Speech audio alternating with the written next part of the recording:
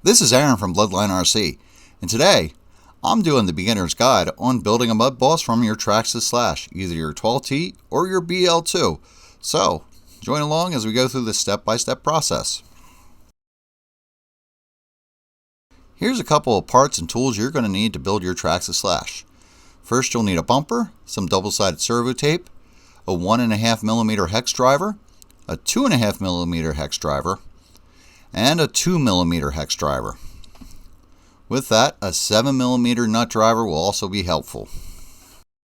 First step, of course, is opening up the box and pulling out your brand new Traxxas Slash that we're now going to tear apart. If you have the BL-2 version, of course you're going to have the clipless body mounts, and you won't have the extra spur and pinion gears. Plus, you're going to need a body mount kit.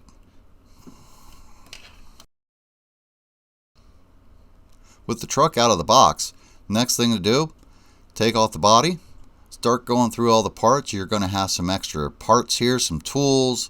With this kit, you got an extra spur gear, you got your body clips. Then we're going to take off the body. With this body here, it still uses body clips.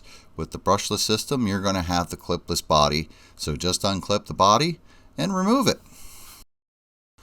Once you have the body removed, we're going to take off all the tags and start taking off the wheels and tires. Once they're off, put those aside. Now you got your bare chassis ready to be taken apart. First thing we're going to do is remove the bumper. There are two 2mm bolts that hold the front bumper to the chassis. Once those top bolts are removed, we're going to flip it over and remove the 2.5mm bolts on the bottom side. Then the bumper is just going to fall right off. There you go. You can put it aside, save it for later. Now we're going to remove the receiver box. We're going to open that up. Then we're going to disconnect the servo wires and remove the receiver. To pull the wires out, we're going to have to remove the little cover for the wires on the receiver box. Those are just two 2mm bolts. Once we have those out, then we can remove the receiver box from the chassis. Those are just two 2mm bolts that bolt the receiver box right to the chassis. Pry up on the receiver.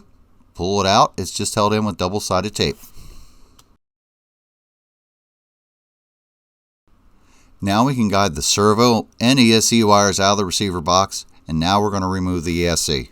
Brushless system, the ESC is held in with two 2.5mm bolts.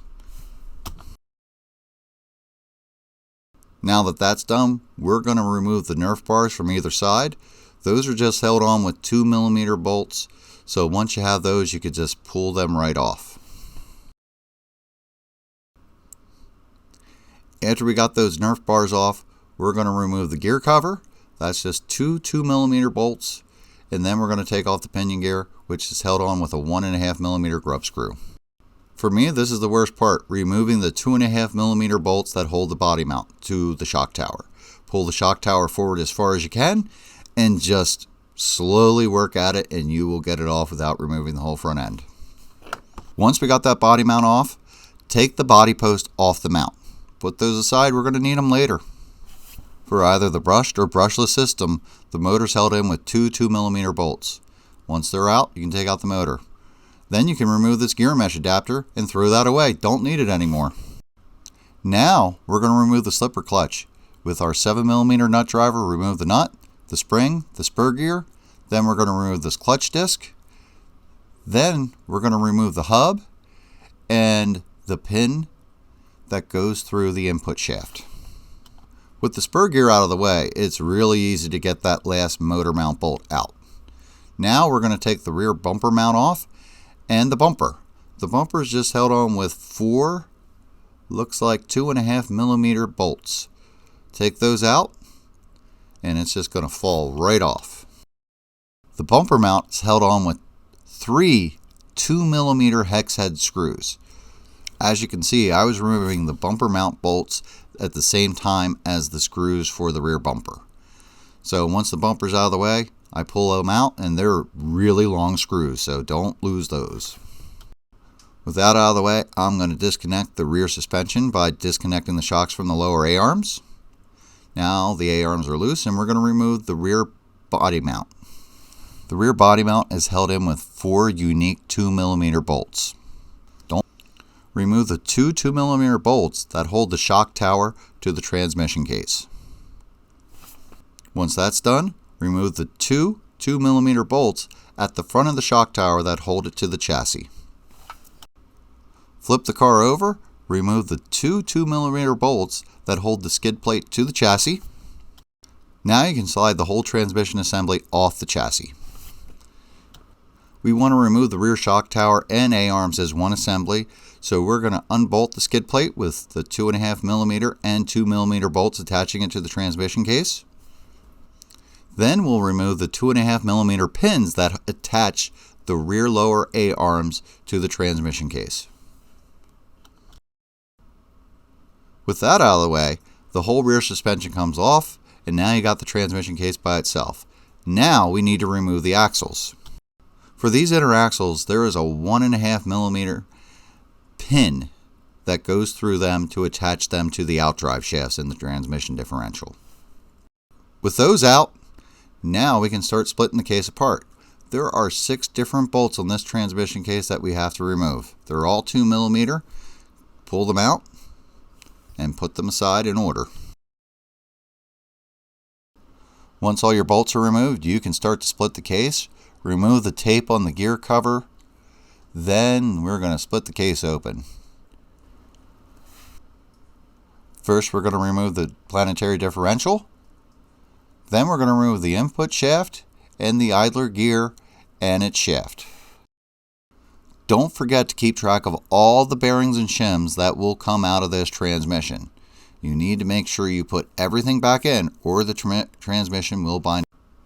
Now we're going to open up the planetary differential. This is the most fun of the job because you're going to see the biggest difference right here. Once we take out these 4 2mm bolts, push the differential against the hard surface and it'll pop right open. And as you can see, it's full of a lot of grease. Our next step is to remove all that grease with some PB Blaster. Spray down the differential with some PB Blaster, let the parts soak, then just wipe them clean. Now we're going to push out and pull out all of our bearings, and then we're going to prep our bearings, but we're going to do a separate video on bearing prep just so you have a good reference guide to fall back on. Now that all our parts are clean and ready to go, we're going to lay them out and start putting things back together. First, we start by putting the planetary gears back in the differential, putting each one on its shaft. You'll see that each planetary gear is stepped, so one will be riding higher than the other. Now we're going to add a little bit of light synthetic oil to the gears inside the differential. After we do that, then we're going to add the outdrive shafts and the cross pin that holds them together. Now that everything's put back together and oiled, we're going to put the face back on.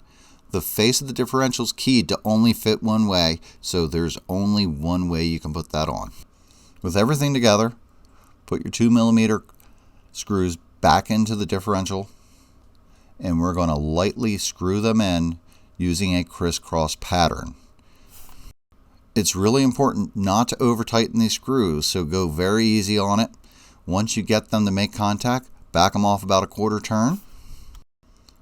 Over tightening these screws will cause the differential to bind up and you will have a lot of problems. So make sure the differential moves nice, smooth, and free. With our bearings prepped, and I do like to run my bearings on the rear with no seals, we're going to put the bearings back into the differential case. For the outdrives, for the input shaft, these are all a press fit, so once you put them in there, they will stay in there tightly. Now we're going to take our input shaft, put our shims back on it. The input shaft will need 2 shims, one on the inside and outside of the gear. Run the input shaft through the top bearing. There you go. You can see it turns nice and free. Now we're going to put the bearings inside the idler gear. 1 bearing for each side. Then we're going to put the shaft through the bearings. Then we're going to put shims on each side of the idler gear. It's very important to make sure you put all the shims back in place or the transmission may bind up. The idler shaft gets placed right next to the input shaft gear. Now we're going to put in the differential. There are no shims for the planetary differential, so that just rides on the bearings. I only run my planetary differential with 2 bolts. It's kind of risky, but it does help keep the differential moving free. I'm going to add a little bit of light synthetic oil to the gears, and making sure that the planetary is in the right position, we're going to put the other side of the case on. Now that the case is back together, we're going to add the bolts. We're going to tighten up the bolts. We're going to do that in a crisscross pattern. Make sure you do not over tighten these bolts. Over tightening these bolts will cause the differential to bind up. We're going to replace the tape on the bottom of the differential opening. Then we're going to put the skid plate back on to the transmission housing. The skid plate is attached with 4 2.5mm countersunk bolts and 2 smaller 2mm countersunk bolts. Now we're going to reattach our outer drive shafts. Those use the 1.5mm pin to stick the pin right in, tighten her up. With our axle shafts in place, we're now going to attach the rear shock mount and our rear suspension. And we also have to reconnect our drive shafts. Since we aren't putting a setup on this car, that's why we took the whole suspension apart in one piece. We'll do another video on shock prep and what to do to set up your shocks for racing. Rebolt your shock tower back to the transmission case with those 2mm bolts. You may have some difficulty like we are trying to reinsert the drive shafts together. So what we're going to do is remove the 2mm bolt holding the rear hub to the camber link. Now that we got our drive shafts put back together, we're going to put the cross pin back into the A-arm. I prefer to mount the cross pin forward towards the front of the car.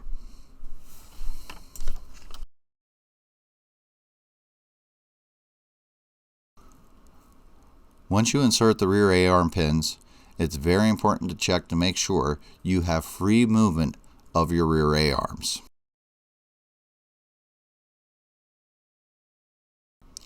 With the pin tight, move the A-arms up and down just to make sure everything's free and nothing's binding. Now we're going to reattach the rear shocks. Using the 2mm bolt that we removed, I'm going to attach the shocks to the outermost hole on the A-arm. Attaching the shocks at this spot will lower the rear end as much as possible without adding shock limiters, and it will also make the rear suspension as stiff as possible. Typical rule of thumb, as you move the shock inwards towards the center of the A-arm, the softer the suspension will become. So you can use that for tuning your car depending on what track conditions are. But for right now, like I said, I'm doing the outermost hole. Here's our rear differential complete and ready to go back on the car. We're going to mount our rear differential to the chassis now. We'll use the 2mm bolts to screw the shock tower to the rear of the chassis. There are only 2 2mm bolts on the top side of the chassis that hold the whole rear differential and suspension to the chassis tub. We'll flip the chassis over and attach the 2 2mm bolts that attach the skid plate to the chassis tub. Once that's complete, now it's time to put the slipper clutch and spur gear back on. First, we got to put the pin into the input shaft. I highly recommend using magnetic tools. It makes picking up these pins a lot easier. It is a tight fit getting that pin inside the input shaft, so you may want to use a set of tweezers to help out. It really doesn't help that I have big fat hammy hands. And we get that pin finally set, we can put the clutch disc hub through the input shaft and line it up with the pin. Now that the hub's on, we're going to put the clutch disc on the hub. It is keyed to only fit on the hub in a certain way. So once you have that on, then we're going to put the spur gear back on, then the spring, and then the nut. With your 7mm hex driver, I prefer to tighten the locking nut all the way down until it can't go any further, and then backing it off 1 to a half turn. Now your transmission's complete. We can now add the rear body mount. I prefer to mount it as high up as possible. I prefer to use just 2 of the 2mm bolts to attach the rear body mount, but it's up to you how many bolts you'd like to use. Now we can attach the rear body mount. On the left side of the car, you will use the 2 longest bolts in the kit. Long bolt number 1 will go closest to the A-arm, while long bolt number 2 will go on the opposite side, the side with the spur gear. Once they're tight, you can reattach your rear bumper with the 4 2.5mm bolts. After loosely mounting all the screws, I tighten them all up. Once that's done, we're going to skip to some more updated and recent content, which includes adding your body mounts. So we're going to jump ahead here a little bit to the future. This is a BL-2 powered MUDBOSS right here, and right now we're adding the front body mounts. As of fall 2023, Traxxas has begun to phase out the 12T. So now all Traxxas Slashes are coming with the BL-2 and the clipless body mount. For the new BL-2 cars, you're going to order a body mount kit. All these Traxxas chassis are the same. So we're going to use the front Nerf bar mounts, a 2mm bolt through the first screw hole. After we drive both of our 2mm screws into the front Nerf bar holes, we're going to add the body post. For most Traxxas Salvage legal bodies, you're going to use the very long body mount post. I use my 1.5mm nut driver just to screw the body post right to the screw. The screw will not move, so this is the easiest way I found to do it. For both BL-2s and 12Ts, they do mount the same way in the transmission case. So you're just going to use your 2 2mm bolts, screw in the very top stationary hole,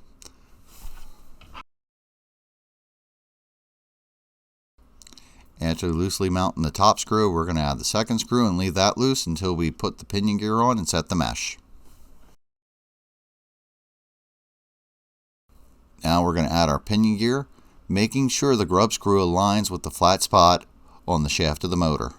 Tighten that up with the 1.5mm, and there you go, your pinion gear is now on. Now it's time to mount and relocate our ESC.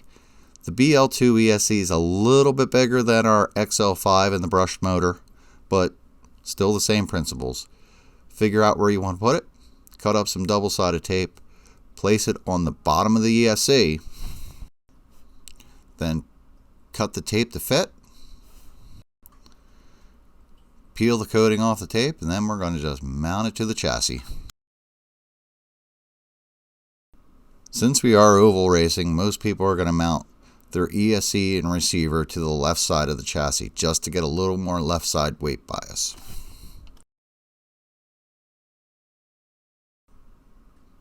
Once you got the ESC mounted, press down on it very firmly and hold it there for just a little bit, and it should stick even in the worst of crashes. Now that we got our ESC mounted, we're going to mount our receiver. Even though we're going with a Futaba receiver and controller, it's no different for the stock Traxxas controller. Just some double-sided tape. Pick a spot on the left side of the chassis that's most convenient where all your wires can run to it. Before sticking your receiver down, it's always best to make sure all your wires will reach your receiver, so double check that before gluing her down.